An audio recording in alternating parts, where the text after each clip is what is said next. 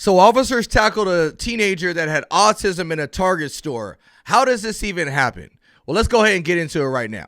Ryan Tillman, real talk, it's the truth. All right, guys, so I watched a video recently that came to us out of upstate New York where officers responded to, it sounds like a theft that occurred in a Target. When they get there, they encounter a young 14-year-old boy who's holding some candy in his hand, and it looks like they try to take him into custody and to detain him. Let's take a look at the video and decide whether or not what these officers did was right or wrong. Let's get into it. You know what the fuck are you doing? Get the fuck off my brother's hospital! Move! Don't fuck around! My brother's right now! They were just trying to be asked to leave and they won't be asked. The police grabbed them.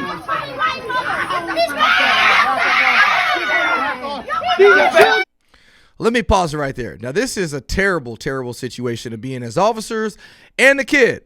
And the reason that is because the officers are dealing with a kid that has autism. Now, whether or not they understand that or not right at the initial encounter, I don't know yet. And that's why it's important that we wait for all the facts to come out and understand why the officers did what they did. The girl that comes in and starts yelling and getting all crazy, that's the boy's sister. Now, the sister comes in, she's like obviously fired up because the officers are grabbing her brother, and she starts to yell that he has autism. Now, I would say that if I was the person who was in that situation as a family member and not knowing anything about anything as far as when it comes to law enforcement, I can see how they might get emotional when you see officers putting hands on my brother who has autism. And here's why. Now, some of you guys might badger me for saying this, but this is reality. I attended an autism course, policing children with autism probably about 2 or 3 months ago, maybe a little longer than that.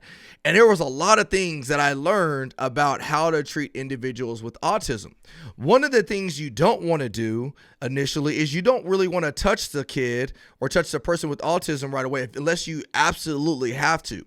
And that's because they're very, very sensitive to touches. They're very, very sensitive to light. And so it could be very distracting, and that could actually kind of set off the situation. So when you see the sister who knows he has autism come into play and she's all fired up because the officer is grabbing her brother, I can see why her actions would be like that. Does it justify her actions? It doesn't necessarily justify her actions, but I could empathize and understand why she had those actions towards the officers. So let's continue to watch and see how this continues to play out. These are children! I didn't do it! No! No, honey. Okay. Come here. I'm doing your taping now, okay? I got it. Get off me! Yo! What happened? He didn't even do anything! He's not fighting! I don't know. Get off of my brother!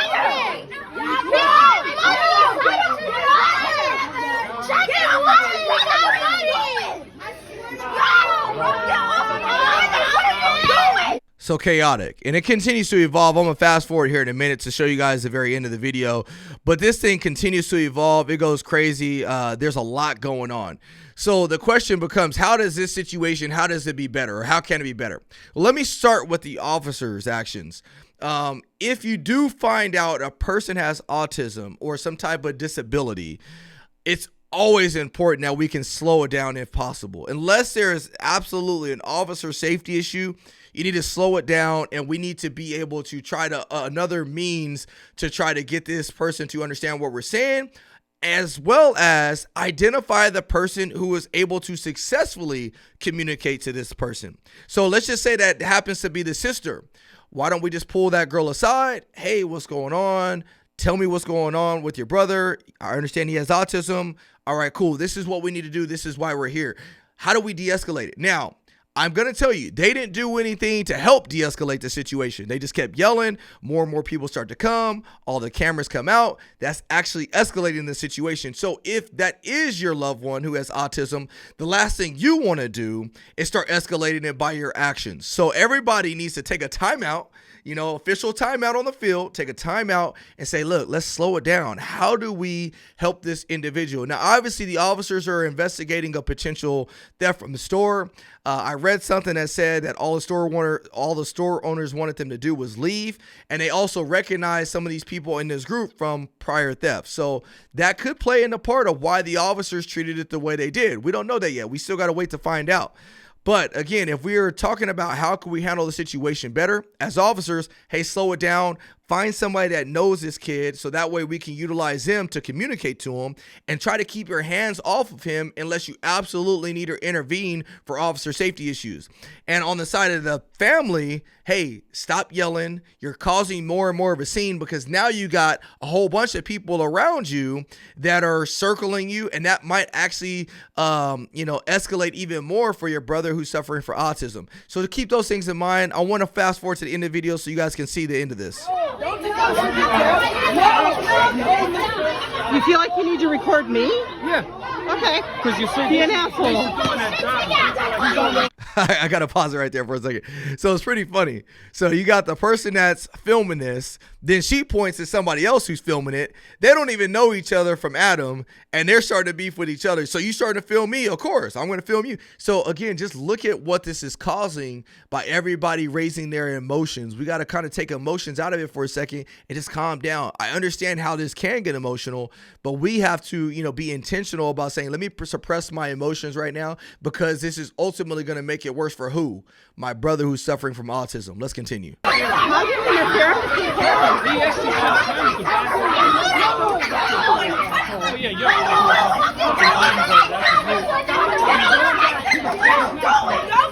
Don't give me back for shit. You want me to get up now? Get the fuck off me. Now, as officers, can we think outside the box? And again, if I'm being honest, we can. And I'm only telling you that because I've done it before. I actually received an email a few weeks ago. I should pull it up, but I don't have it on me. But I dealt with a kid who had autism on a call for service. This kid had threatened to kill himself. He had threatened to kill himself with a knife, all this other stuff. We respond out to the scene, and we're talking to him. Now, I remember the stuff that I learned in the class. And in the class, they said, hey, look, sometimes kids with autism, they'll start doing their hands like this. And if you don't know that as an officer, you might start getting nervous or whatever it may be because he's getting antsy, he's getting jittery. But if you can recognize things like this, that means that this is a calming mechanism for that kid that has autism. So when I went out there with that kid dealing on that call for service, I start recognizing, and the dad was there and told us he had autism. We start doing other things to try to put him in a comfortable space. So one of the normal things we do as officers is we usually have people sit down, take a seat while we're doing our investigation. Well, one of the things I learned from the autism class is sometimes kids that have autism, they don't want to sit down. They want to stand up. They want to pace back and forth. And so that may make an officer nervous. But if you know you're dealing with a person that has a disability, you may allow them to do that because you want them to be calm. So I bring that up because if we go back to, let me slide back right here. Let's look at this. So you see the officer right here, he's grabbing the kid, he's bear hugging him. Is that going to make a person with autism feel like they are more secure, or is it going to make them more antsy if a total stranger is bear hugging them? It's probably going to amp them up a little bit more. So that's something to consider. Unless you absolutely need to control this individual, then maybe we just say, let's keep our hands off them for a second. Let's talk to them with some space. These are things that we need to learn as officers in order to handle these situations more effectively and a little bit better, just because, again, you're dealing with a person with special needs. And then the last thing, like I said, let's go back to the people that were involved in the situation. Let me play the video one more time so you guys can see it. oh yeah,